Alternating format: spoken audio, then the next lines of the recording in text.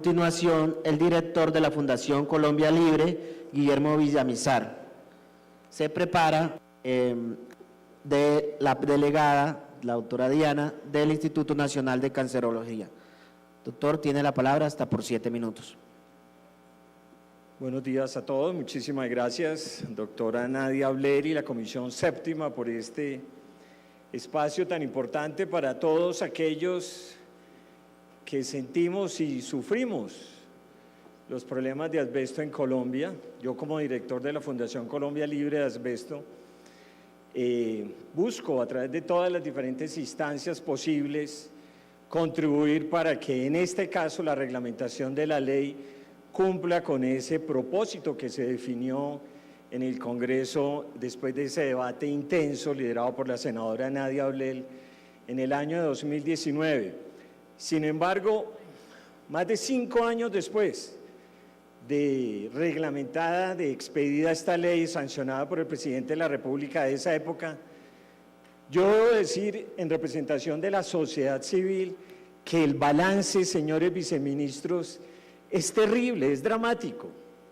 No existen avances claros, puntuales, para aquellos que estudiamos estas problemáticas, que todos los días estamos revisando documentos, estamos pendientes qué pasa en el país en diferentes instancias, desde la academia, desde la investigación, desde las políticas públicas, desde la incidencia que genera el componente legislativo sobre el ejecutivo, y vemos que hay un quiebre institucional muy grave entre lo que representa este gobierno y lo que este gobierno puede hacer para desarrollar la ley 1968, teniendo en cuenta que es una ley bastante progresista. Pocas leyes como esta se han desarrollado en otros países que hayan incorporado no solamente el aspecto fundamental de la prohibición del asbesto, sino que hayan incorporado temas fundamentales como son la política pública, por ejemplo, para la sustitución del asbesto instalado. Tema muy importante que ya la senadora abordó, no lo voy a tocar. 5 años después y no tenemos política pública y tenemos un COMPES que está desarticulado al conjunto de la política pública que tiene que desarrollarse, porque la ley 1968 no es solo política pública para asbesto instalado, es política pública para un tema fundamental que creo que aquí a Cibaté, donde operó la principal planta de asbesto cemento en el país, le toca muchísimo. La identificación y vigilancia de la población expuesta. Aquí se tocó el tema de las rías para asbesto. Resolución 225 de 2023, febrero. En la ley decía que esta ruta integral de atención en salud tenía que expedirse 6 meses después. No sé cuántos años pasaron desde la ley hasta febrero del año pasado, pero pasaron más de 6 meses. Y la pregunta muy puntual que te quiero hacerle al Ministerio de Salud es, ¿ustedes conocen las rías para asbesto? ¿Ustedes conocen lo que publicaron? ¿Ustedes conocen si eso va a operar en la realidad? Aquí tenemos cantidades de trabajadores y de personas que han estado expuestas al asbesto. Pregunto yo, ¿existe en este momento el primer ciudadano que haya ingresado a la Ruta Integral de Atención en Salud para Asbesto? Seguramente no. ¿Y por qué no existe el primer ciudadano? Ni siquiera tenemos una lista. Varios factores. Uno, y es que no tenemos identificada la población expuesta al asbesto. Ese es un trabajo que le correspondería al Ministerio del Trabajo.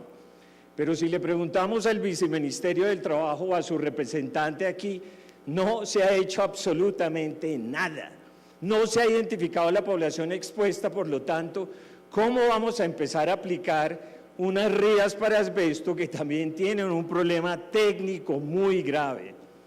La atención primaria exige expertos en técnica de hilo en la parte de radiología o de imágenes. Pues no hemos movido un solo dedo para formar el talento humano en técnicas OIT para neumoconiosis. Y en la atención complementaria, hablamos además de técnica de hilo, incluso de lectores B, porque se está invocando un documento de referencia como son las GATISO Neumo, las Guías Integrales de Atención para Neumoconiosis, expedidas en el año 2007.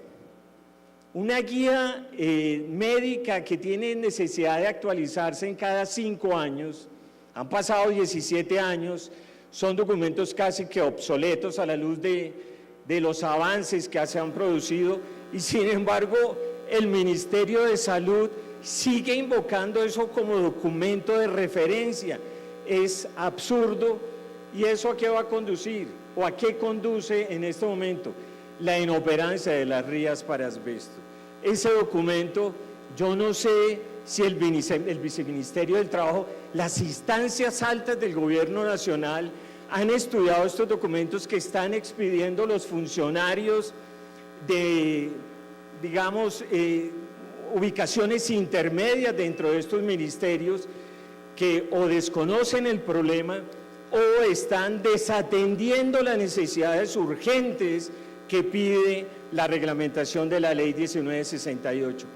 En todas las instancias estamos encontrando que no hay una respuesta adecuada al mandato de la Ley 1968 de 2019.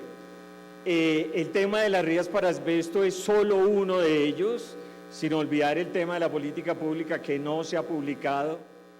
Desde el comienzo de este debate en la Fundación Colombia Libre de Asbesto, fuimos muy claros en decir que todos los residuos de asbesto, friables y no friables, son residuos peligrosos.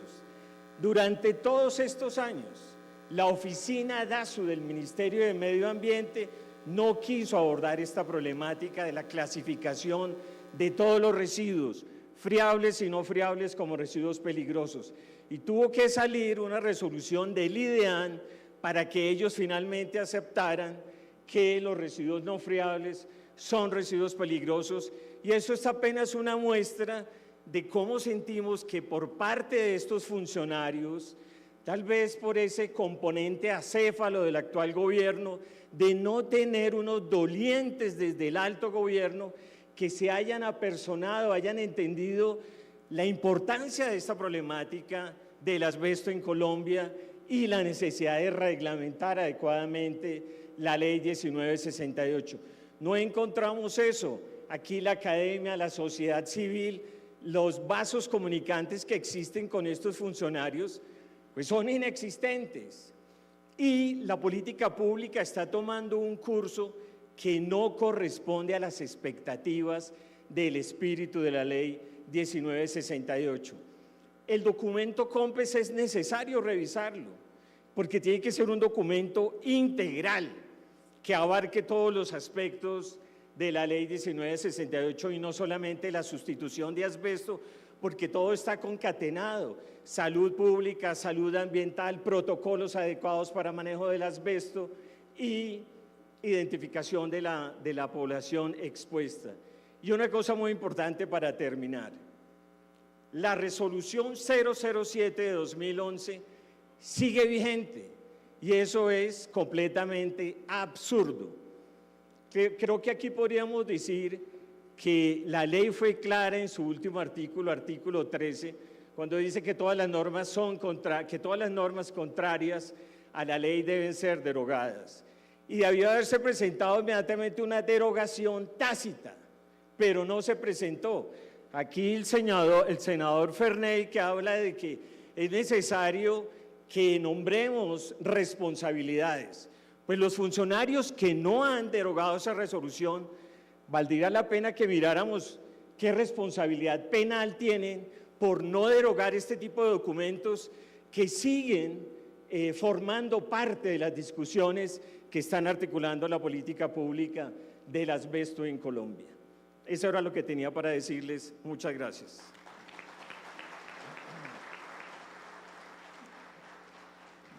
Muchas gracias, doctor Guillermo. También